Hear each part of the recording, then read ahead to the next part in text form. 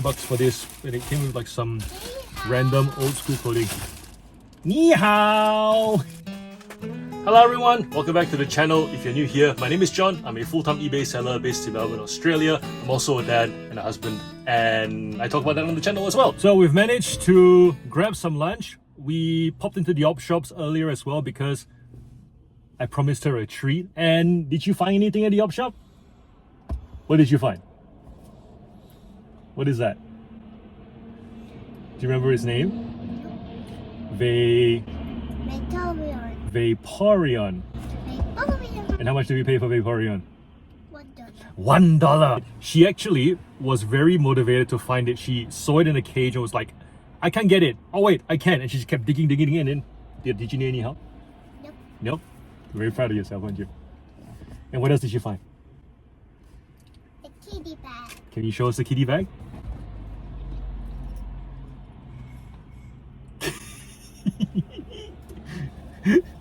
This little chestnut. How much did you pay for this one? $1. We went in there actually hoping to get some books as well. So we did get some kids' books. They were 3 for $1. Those of you guys who are wanting to get more books for your kids, op shops, fantastic way to get lots and lots of books for a low price. One for the boy, for the girl, for the girl. You can see a theme in the books that she's picking. And then for the boy, and for me to do story time at night. This one, the managers were really cool. They usually bring out a rack and then let me go through it. So managed to pick out some really good things off the rack before they made it onto the floor. Manning Cartel, not a brand that moves quickly, but whenever it does, it sells for good money. Size 10 skirt with a really chunky buckle there. I'm guessing this will be about $50 because it's in excellent condition. Look at the hem. You want to use it as a blankie? No, it's an expensive shirt. Nudie jeans is like a no-brainer. We paid $6 for these, but we had the vault card, so we ended up only paying about $5. Effectively paying $4.80. This is the skinny lin. You can expect to get about $40 to $50 for them. Gorman, we pay out because it gives us traffic. We don't make the most money from it, but it's okay. This one is the Rachel Castle Gorman collab. It's the one that goes, hey you, it's corduroy, it's in excellent condition.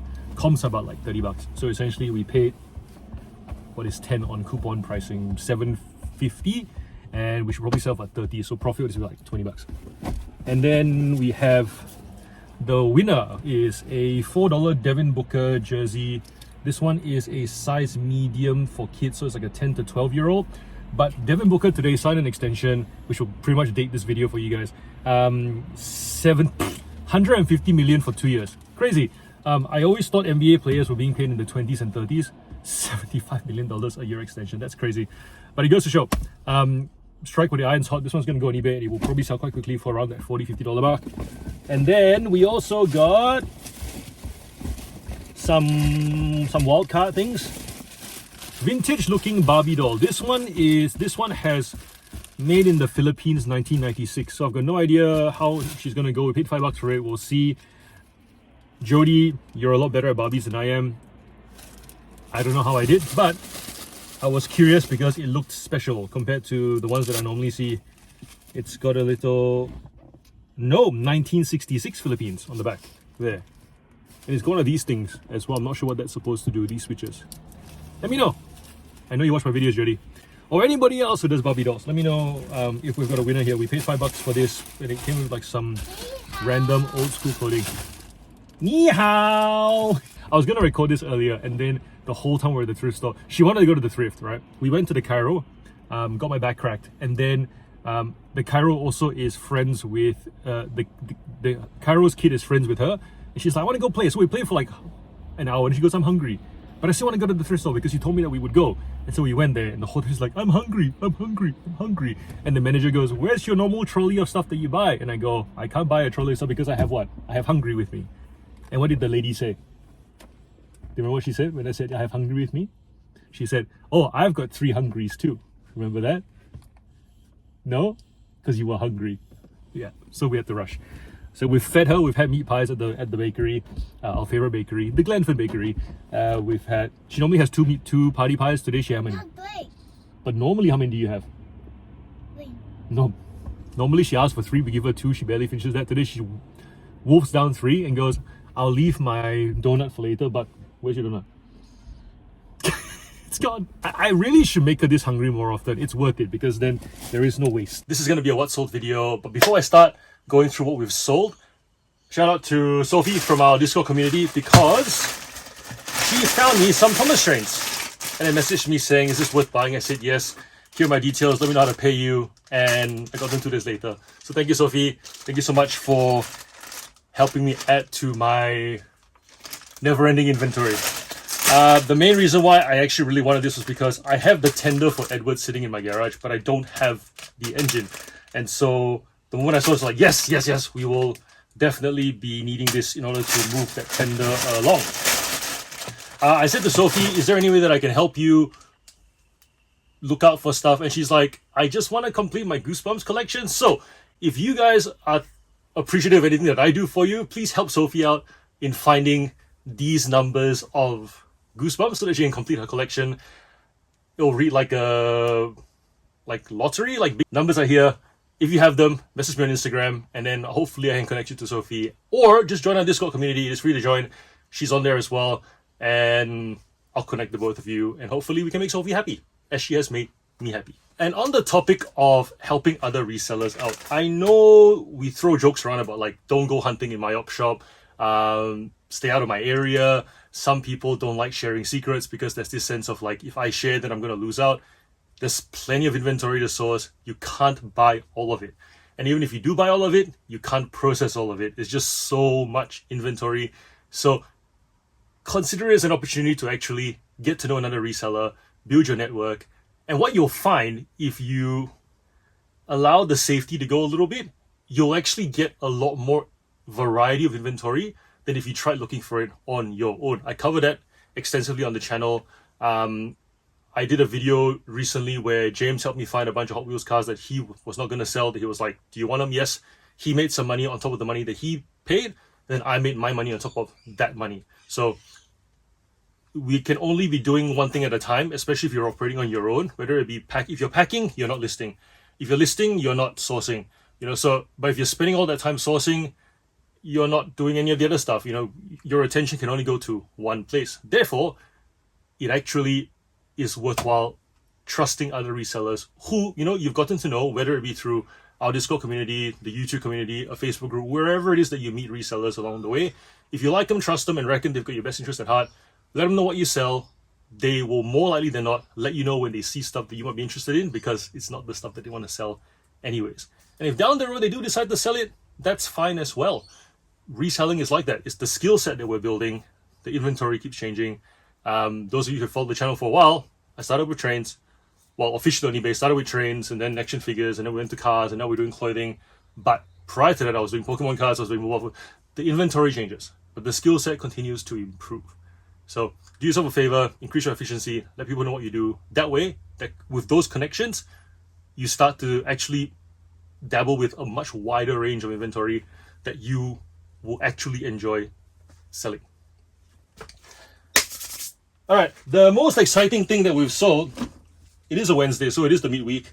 It's not this guy, but this guy, Lucky, I paid $4 for him at the thrift store, thinking that it'd sell for about 20 and a bit. It's got that kind of vintagey kind of finish to him, but it's got the tags are in really good condition too.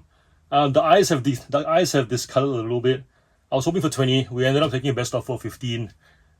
I don't know if I will pick these up again. Plush isn't my thing. Rubber Duck Ride, that's your thing. I'm pretty sure if I gave it a good go, I could, but it's not my category, and it's definitely not a category that, even if I were interested in, that I'd have the space for, because as you can see, this is $15. This goes for $5. Space-wise, I'd rather store these than these. I definitely would not be adding larger categories to my existing setup. So, yeah, pick this up out of curiosity. Probably will never again. $15, lucky. Woof. The most interesting thing, this thing. It's a Think Geek, I think it's Mass Effect or Overwatch. I can't remember the exact game that it's from. And those of you who are gamers will be like, ah, you should know. Well, I don't. And I actually don't know a lot about geek nerd lore. I'm not really that into that. I'm more interested in playing the game, and then after that, moving on from it. I don't really kind of delve into it. So this is Mass Effect. It is the Omni Blade. It goes like this. And I'm guessing if you flick it up, ooh, it should technically lock in place. It's mostly it's like cosplay, essentially. We picked this up for $1. I thought it was cool. It was back when my son was into like dress ups and stuff. And then I sold it to him for $1. The deal was he gets $5 a week of allowance to spend, and then $3 he has to save for like next year. I'll explain that in a different video. But I did say to him that a way that you can make more money is if you're done with a toy, let me sell it for you, and then after that. So if you buy it in the thrift, you buy it at a cheaper price, and then if I sell it for a profit, you get to keep the profit, and we'll split it between your spend and save. So, but if you buy it at retail and I sell it, it'll probably be a loss. That money then just goes into, you get less money back. So teaching him to not just wait to buy, but wait for me to then go hunt. And since he knows that I thrift every week, there's a good chance I'll probably find something that he likes along the way. So I paid $1, he paid me $1 for it, and then he was done with it a couple of months later. We put it on eBay, and it sold, I think, in 3 months for $25. Initially, he thought that it would sell for more because when we first discussed the concept of buying and selling, he noticed that these were selling for $50 back then when he bought it from me for $1 because that's what I paid for at the thrift. And I said to him, well, games are trendy, so therefore demand goes up and down, and this is secondhand. So the moment someone sells a new item at a certain price, the secondhand must go cheaper because it's used and worn and so forth. That's not always the case. Obviously, we've got nuances of reach. For example, if we ship internationally but someone else doesn't, we can still get a brand new price. He's too young to know that. Just wanted to explain to him how supply and demand worked. So he was like, oh, I was hoping for more.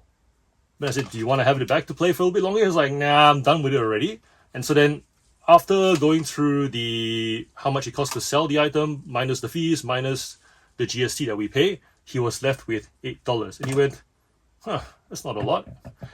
And then I say, well, because we have a band 5 discount on post, it actually doesn't cost us that much to ship it. Therefore, you get to keep that little difference too, which in this case was $10. And he was like, yay! So yeah, we managed to split it. $9 went to his savings box, $9 went into his spend box. It was a happy chappy. Big moment for me as a dad, because obviously it's one thing to discuss a concept and another thing to actually see it play out. And especially when it's a scenario where you can't make it happen. It happens when it happens. And then when it happens, you're like, ooh, hopefully he still remembers it. He takes on, he still kind of remembers what we discussed and then connects the dots, which he did. So that was really exciting. We did that last night. That's why this is the most exciting piece that we have sold this week. What else we got? We have a blue Halo figurine. This is McFarlane. You guys have seen me do this on the channel before. This one sold for $33.96 going locally. If you ever sell McFarlane figurines, please ship them in the box because they are fragile. They are not robust like normal, the Hasbro action figures. If you ship them in a satchel, they'll probably arrive undamaged. But with the McFarlane stuff, it chips. The joints are not very strong either. They're very much built for posing, not for playing. So if you already picked them up in a bulk lot, which means that they've gone through the stresses of play, please do not ship them in a satchel in a box, because the slightest bending in the satchel can actually knock the joints out of place. And because they're not robust joints, it's not gonna pop back in, and then it's just gonna be an item not as described. Example of robust toys would be like Transformers. Transformers, for example, with their ball joints, they pop in and out all the time. It's designed for play. It's designed for stress. This is not it. And then worse than this, NECA. I hate NECA toys. Those of you who know action figures, you know what I mean. The plastic chips. It's like if there are any blades, any kind of like spikes sticking out of the person, it doesn't bend. It snaps. So definitely box. If you're picking them up in bulk lots, I would be very careful to check that any pieces that have come off still go back on before you bring them home. Case in point, jetpacks, booster packs, armor attachments that look like this, for example, where Where? All right, so you see how there's like this one's not a complete figurine.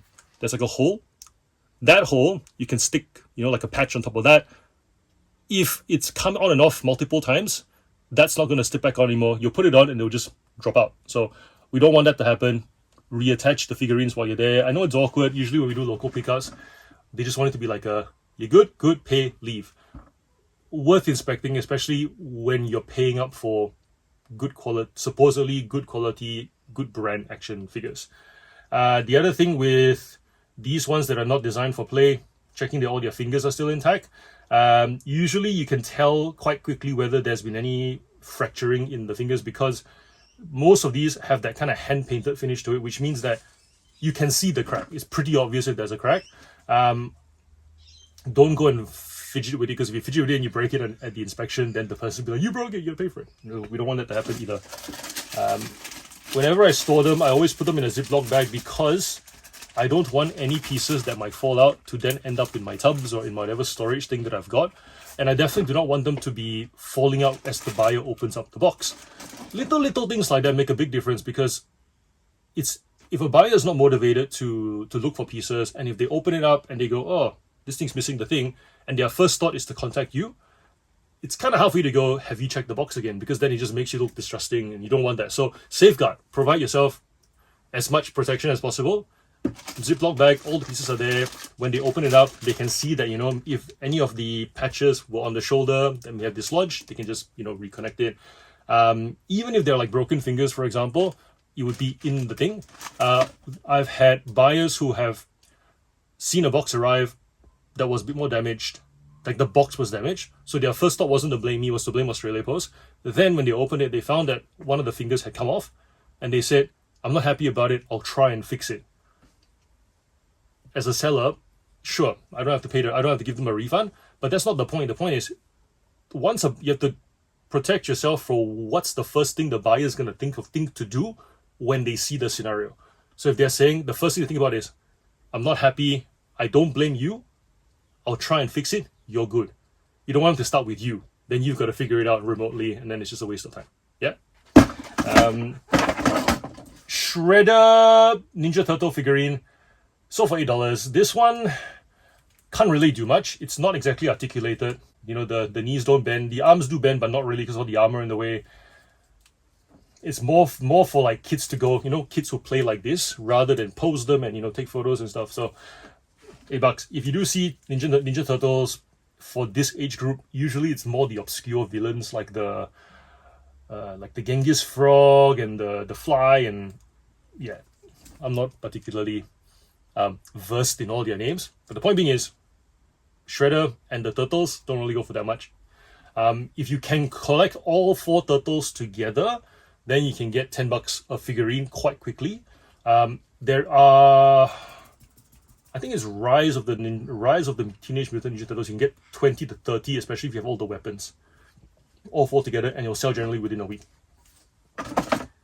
Next one, we have a zombie monster truck. Looks like that. It's got brains at the top. The only thing to mention about these is the arms are posable. You can do that, so it's kind of cute. Whilst most of the other monster trucks are all about the paintwork and the thing that's written on the body, this one actually does have like a molded face, so it's quite sought after. Usually when I have the zombie truck, I don't sell it for less than $10. This is the special edition with the elemental wheels. This one goes for $20. I took a best offer for $15. What else? Oh, we sold a bunch of vintage Matchbox to a repeat buyer who generally buys vintage Matchbox. So this order of 4 Matchbox cars, this is a train, this is a tipper in very good condition, this is a Porsche 959, and this one is called the Chop Suey Chopper. All 4 of them together, $50 plus shipping. The thing I wanted to mention was the plastic, very brittle on vintage Matchbox. Please, always ship them in a box, not in a satchel. Discoloration on the chrome is fine. That's to be expected for the age. But the most important thing is you don't want the plastic to snap in transit. So make sure you ship them in a box. I'm gonna pack up these toys, and then we'll go through the clothing. That more or less does it for our video.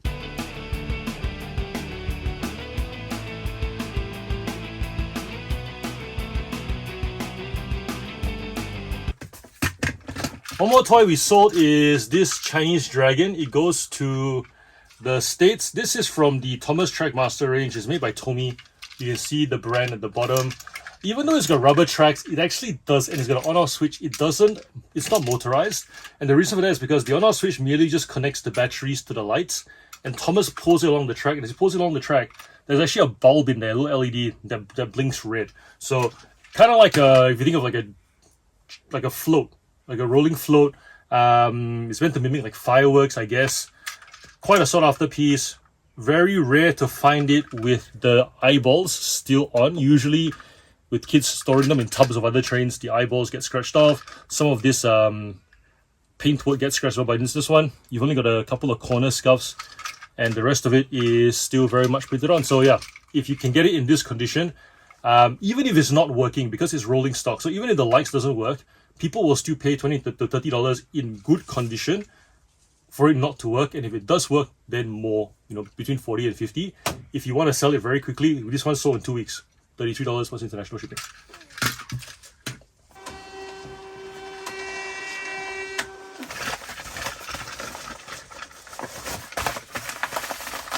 Okay, clothing items. What have we sold? First one, we have going based on the labels that are in front of me. This is a Blizzard Junkrat Overwatch t-shirt that we sold for $19.95 plus shipping. This one we listed it and it sold within like a week. Nothing much to say about this one apart from the fact that I really should have just listed it earlier. I had it sitting in my pile for a while. $19.95. Under Armour golf pants. Golf gear sells fairly quickly, but not for a lot of money, I have found. These ones sold for $20 plus shipping. I suppose if they are more fancy prints, they will sell for more. Like we sold I'm guessing, I think it was Loudmouth, the brand. Like those lightning bolt rainbow colored golf skirt. I think it was like $30 something we sold it for. But yeah, I found with golfing gear, if it's just basic golfing gear, the brand alone doesn't really move it because there's just a lot of stuff. But that's with most clothing. Anyways, $20 plus shipping. Nina Pasadena t-shirt, blue. Words on the back, logo on the front. That's about it. Nothing particularly special about them apart from the fact that we generally pick them up quite cheap. I've noticed most op shops that have them don't know what they are, so they just price them at like $5. Some of them will price them at $3. This one came from an op shop that had them at $2. Yeah. Unlike, say, Nike t-shirts, they usually would want between 5 and 9. So I find this 2 and 5 thing is kind of good because they tend to sell for a lot more than that. This one sold for $16.96 plus shipping. Next one is this buyer bought a Nike Paris Saint-Germain t-shirt and Nike running top. The running top is really cool. I nearly kept it for myself. Both of them, $25 for the t-shirt, $25 for the running top, $50 together, plus combined shipping.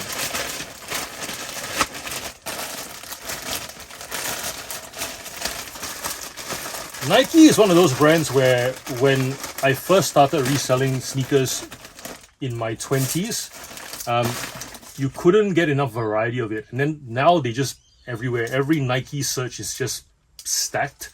Unless you narrow it down to size. And even for apparel, narrow it down to size doesn't really cut it anymore.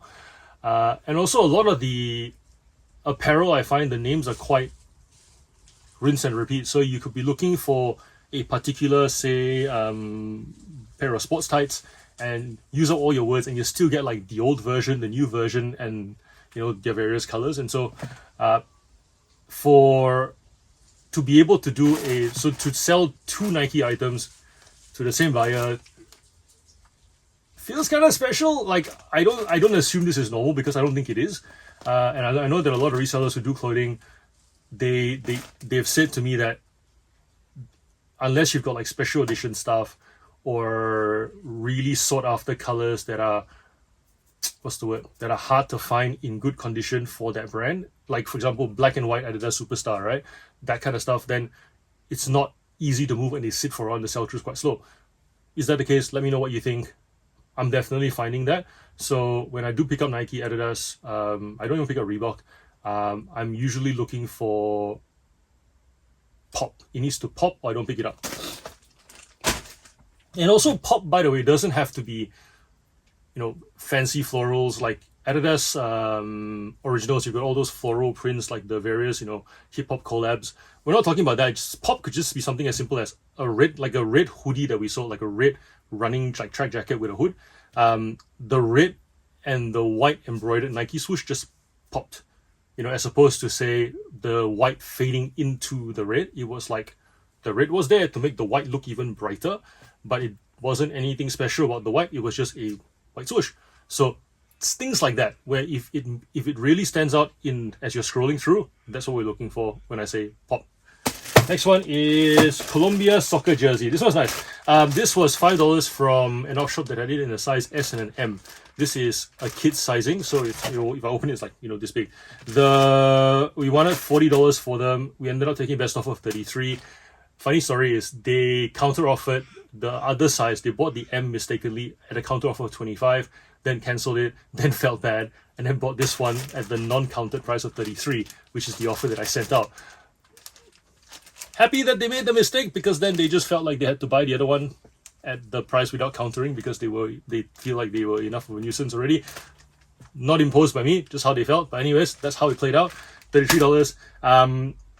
Sports, national team jerseys, small countries do better than big countries, in my opinion. And some small countries do a lot better. So far, in terms of soccer jerseys that we've sold, the 5 that come to mind are Melbourne City soccer jersey sold for $35. Average. This is a kids jersey. Bear in mind, kids jerseys baseline at about $30 to $50. They don't sell kids jerseys for $100. So therefore, if you can get up to $50 for a kids jersey, that's already good. $33 is good. $10-20 is kind of what you should expect for common, like Manchester United kids jerseys, like $10-20. You're not going to get 30 to 40 for them. We sold a Cameroon adult soccer jersey for $70.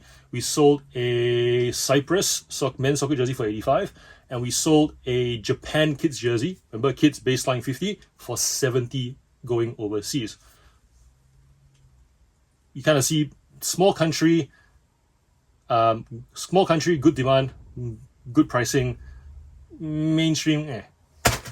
This one is a shaky floral top. It is very pretty. We did use a stock image on this listing because it made the listing better. This one, I found it sandwiched in the activewear section of my local op shop, and it stayed there until clearance week. So instead of paying the $20 asking price on it, we only paid $2 and we sold it for $50. King G work shorts. The op shop had 2 of these. These are brand new with tags. I'm guessing they donated by the same person. They only wanted $5 for them. We were wanting $50 each. Put it on as a multi-quantity listing, sold both of them for $80 plus shipping. And that's the Wednesday. Thanks for being here. Nice, short and sweet episode today. Like and subscribe, share with a friend, be kind to each other, and happy reselling. Until next video. Peace.